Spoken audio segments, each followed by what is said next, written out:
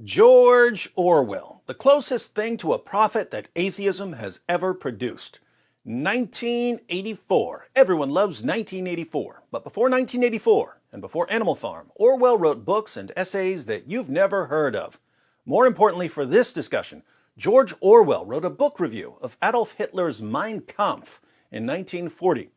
In that review, Orwell explains something that had been very confusing to many people. People were wondering how someone like Adolf Hitler had risen to power in a place like Germany. Germany was the land of physicists and operas. How did such an enlightened nation end up with Hitler as leader? Orwell explains by drawing attention to a peculiar fact of human nature that, for some reason, most people still overlook. What's interesting is that this overlooked fact about human nature can help us understand the problems around us today. The United States of America is the most powerful, most prosperous nation the world has ever seen. And yet, as recent weeks have shown, many Americans want to burn this place to the ground. Why is that? I'll let Orwell answer. Now, the last paragraph of his book review is the paragraph I want to focus on, but the review isn't very long, and the rest of it contains some other interesting points, so I think we'll just read the entire thing. It's a little over 2 pages.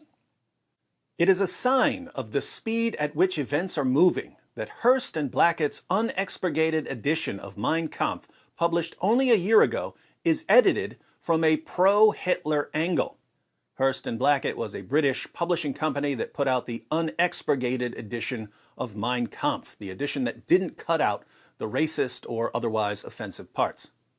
The obvious intention of the translator's preface and notes is to tone down the book's ferocity and present Hitler in as kindly a light as possible.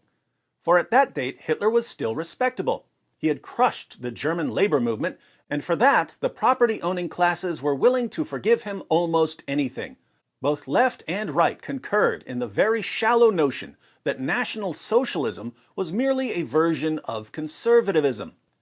Again, this review by Orwell was written in 1940. World War II began in September of 1939. Before that, Hitler was still respectable, even in Great Britain. So much so that the British edition of Mein Kampf was meant to cast Hitler in a favorable light.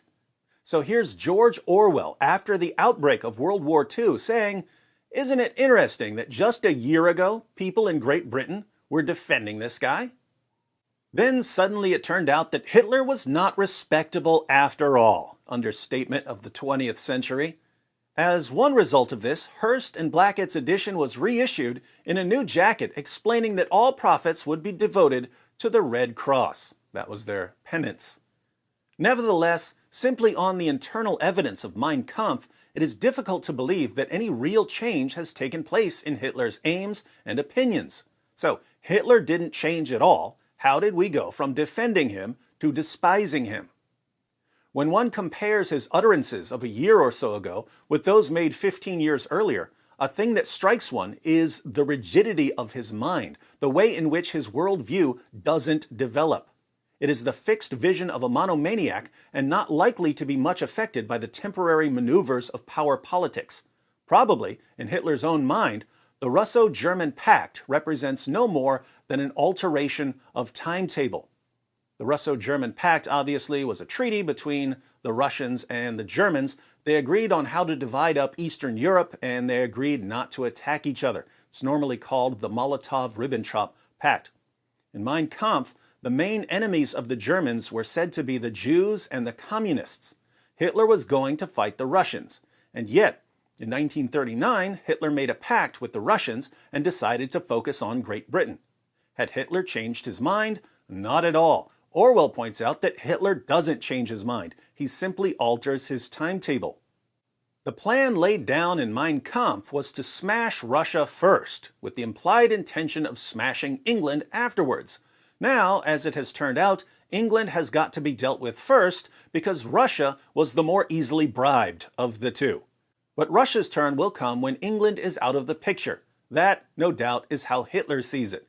Whether it will turn out that way is, of course, a different question.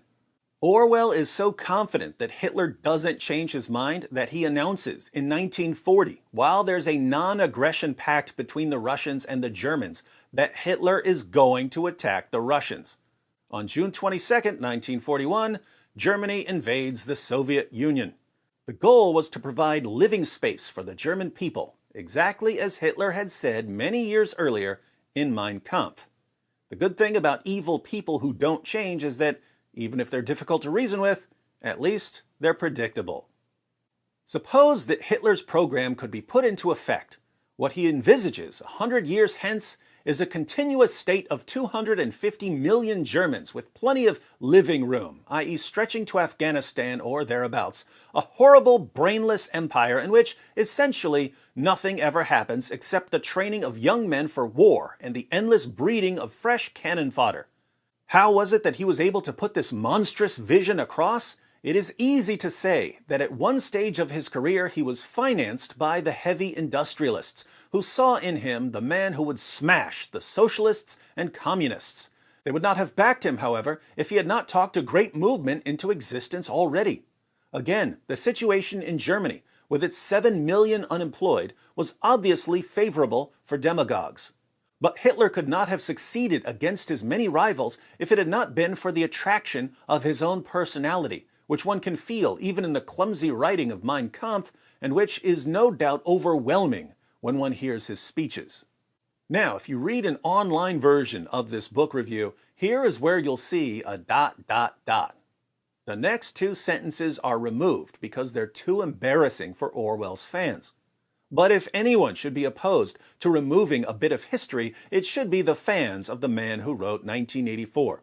If you're not familiar with 1984, the main character, Winston Smith, works at the Ministry of Truth, where his job is to rewrite history to bring it in line with the government's latest propaganda. But we'll read the unexpurgated version of Orwell's review. See, we learned a new word, and then we used the word. Orwell declares, "I should like to put it on record that I have never been able to dislike Hitler." Oh my goodness. Ever since he came to power, till then, like nearly everyone, I had been deceived into thinking that he did not matter. I have reflected that I would certainly kill him if I could get within reach of him, but that I could feel no personal animosity. To be fair, we know things about Hitler that Orwell didn't know at the time. But it's pretty interesting that a literary genius who had an amazing knack for understanding how governments control and manipulate people could say that he just couldn't bring himself to dislike one of the worst people in history. Why is that? It's about to get creepier. The fact is that there is something deeply appealing about him. One feels it again when one sees his photographs, and I recommend especially the photograph at the beginning of Hearst and Blackett's edition, which shows Hitler in his early brown shirt days. This is the picture Orwell is referring to. This is the 1939 edition of Mein Kampf, where the editors tried to portray Hitler as favorably as possible. It is a pathetic, dog-like face, the face of a man suffering under intolerable wrongs. In a rather more manly way, it reproduces the expression of innumerable pictures of Christ crucified, and there is little doubt that that is how Hitler sees himself. The initial personal cause of his grievance against the universe can only be guessed at, but at any rate, the grievance is there. He is the martyr, the victim, Prometheus chained to the rock, the self-sacrificing hero who fights single-handed against impossible odds. If he were killing a mouse, he would know how to make it seem like a dragon. One feels, as with Napoleon, that he is fighting against destiny, that he can't win, and yet that he somehow deserves to. The attraction of such a pose is, of course, enormous. Half the films that one sees turn upon some such theme. We would call this the underdog story. Hitler is willing to fight the entire world. He can't win, but Orwell thinks that there's something admirable about the fact that he's willing to take on the entire world because he's mad at it. This brings us to the final paragraph, where Orwell's going to explain why people fell for Hitler. Also, he has grasped the falsity of the hedonistic attitude to life.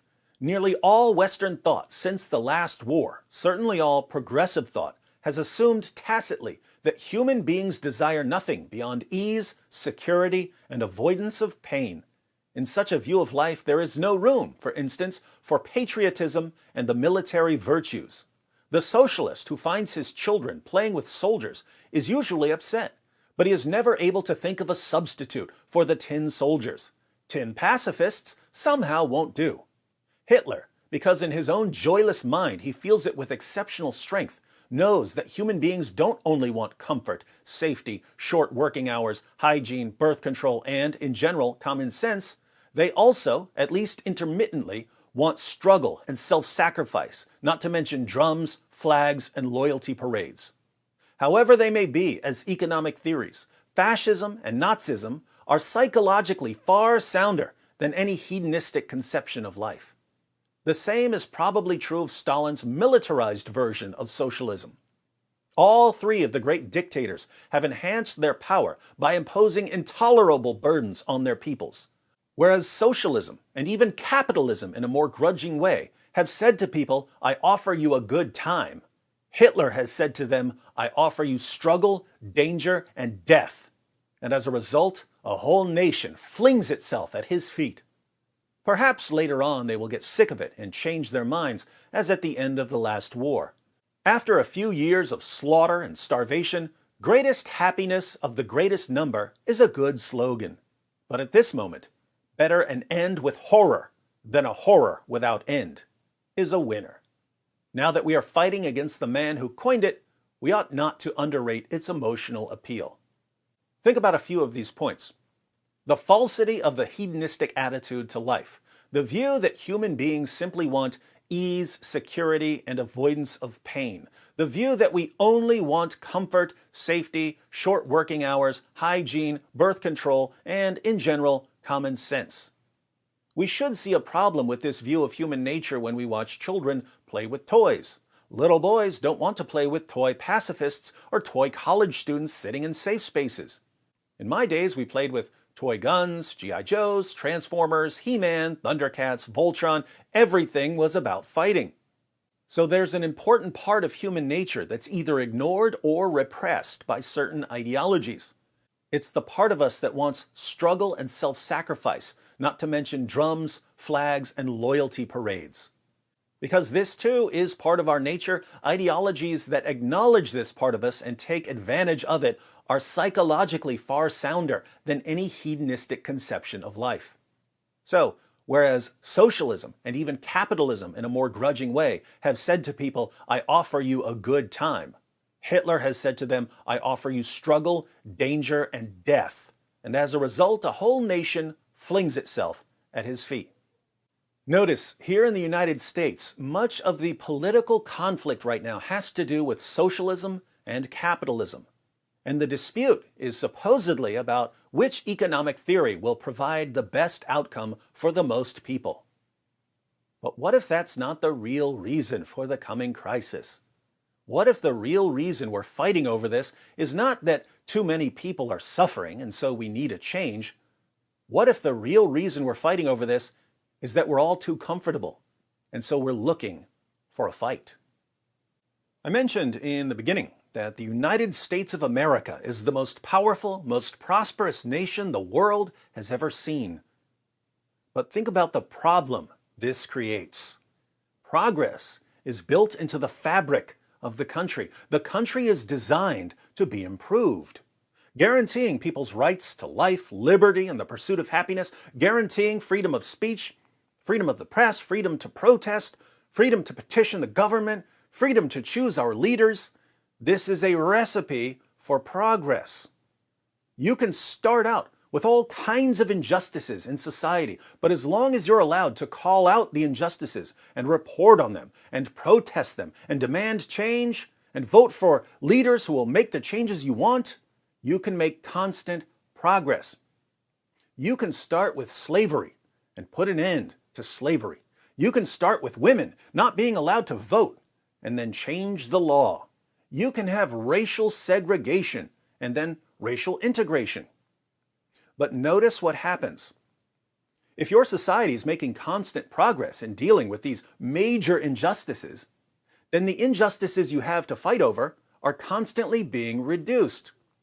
The better things get, the less there is to fight about. But we still want to fight. It's part of our nature. And so we have to fight over lesser things. As the most powerful nation in the world, we don't face a significant external threat. So we have to find a significant internal threat. If we can't find a significant internal threat, we'll magnify an insignificant internal threat until it becomes the greatest threat in the history of humanity. We used to fight over slavery and segregation. Now we have to fight over using the wrong gender pronoun. We used to fight against Nazis who were putting Jews into ovens. Now we fight against a Christian baker who doesn't want to put a wedding cake into an oven. If we can't find an actual soldier to fight, we'll find a statue of a soldier to fight. If we can't find an actual hate crime, we'll fabricate a hate crime. But whatever happens, we will fight. We can see it all around us. If Orwell is right, there's a part of you that wants all the fighting to stop so you can go on living comfortably with a booming economy. But there's also a part of you that wants to rally around anyone who promises to crush the opposition. We need to be aware of this fact about ourselves, because there's no shortage of leaders who would love to take advantage of it.